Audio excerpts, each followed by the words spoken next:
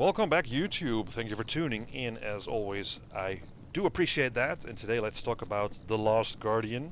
The Last Guardian is an action-adventure puzzle platformer game released on PlayStation 4 by the same developer as games like Ico and Shadow of the Colossus. Now you play this boy who teams up with this beast called Trico, and together they have to overcome the obstacles in the game world. And the game world is very reminiscent of the world in Ico or Shadow of the Colossus. It has this amazing architecture with sprawling ruins and structures and towers that reach into the sky. And the game sports some really amazing verticality. It's also a very empty world, and some might find this boring because there's not a lot going on.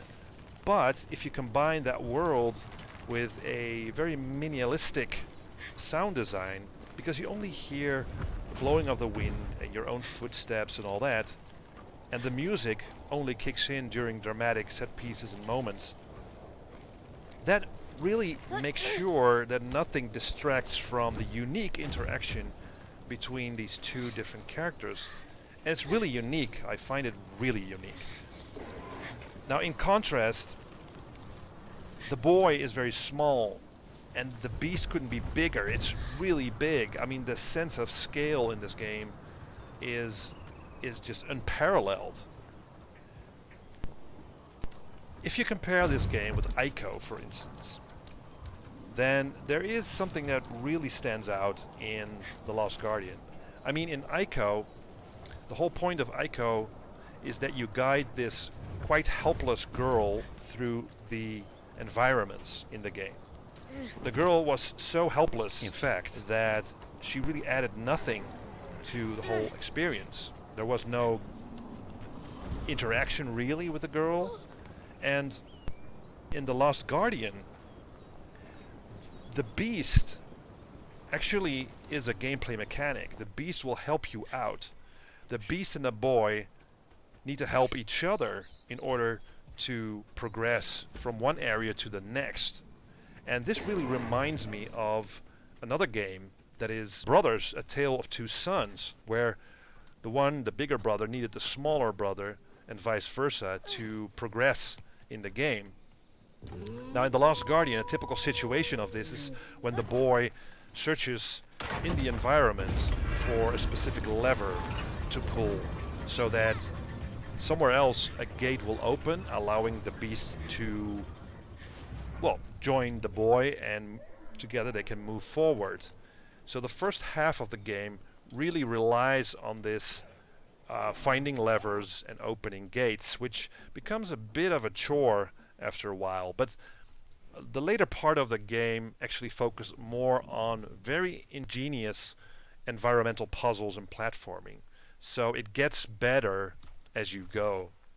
Now the boy, and this is very special, the boy can give the beast basic instructions so that the beast will go in a certain direction, or the beast can help the boy to reach a certain ledge, or the beast can jump to higher ground. Now that's all well and fine, but let's talk about the elephant in the room, so to speak.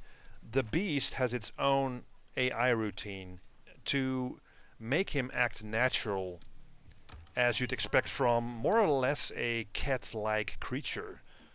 So for instance, the beast, Trico, might be distracted by something, or he might just wander off and do something else. Now at times this is a wonder to behold, because you actually see that the beast has its own personality. He can become angry, he can become distressed by things in the world, but it also adds to the frustration as you give the beast instructions, and these instructions are not always followed quite quick enough, which means that you'll get frustrated and you'll be spamming instructions to the beast, and that won't help. So for instance, here I'm trying to get the beast to get to that upper level opening, but he just won't do it, and you're just wondering whether the beast has understood actually the instructions you have given it. So it becomes a bit of a frustration, but I cannot see how they could have done this in a better way. Otherwise, the beast would turn out to be some kind of robot. So they have tried to find some middle ground here, but still there is some frustration here when you try and control the beast.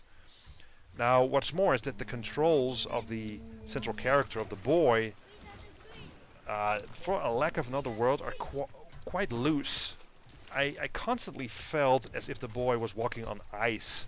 It felt slippery and imprecise.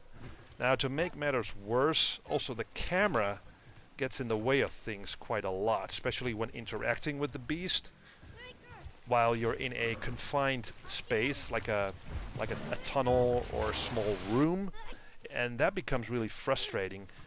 And rotating the camera, you can rotate the camera, but it's really finicky, and it's never really satisfying, and it's just sometimes the whole image is obscured by the beast because it's so large.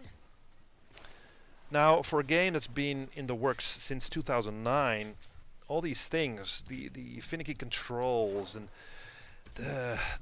the instructions of the beast and the whole how everything is put together, it is a bit disappointing. It's a bit disappointing, but despite these shortcomings, it is still a very enchanting, charming game that does something that you rarely see nowadays in games. It really tries to evoke an emotional response from the player. It's all about these two characters, the boy and the beast, and it is magical. It's very well done, and it's one of those games that will stick in your mind for a long time after you finished it. But even so, if you look at it from a distance, I'd say yes, I can recommend this game, but get it when it's a little cheaper, when it's on sale or something like that. I enjoyed myself a lot with it, and that's basically my conclusion of this game. Hope you liked my review. Let me know what you think. Leave comments, subscribe or not, and see you next time.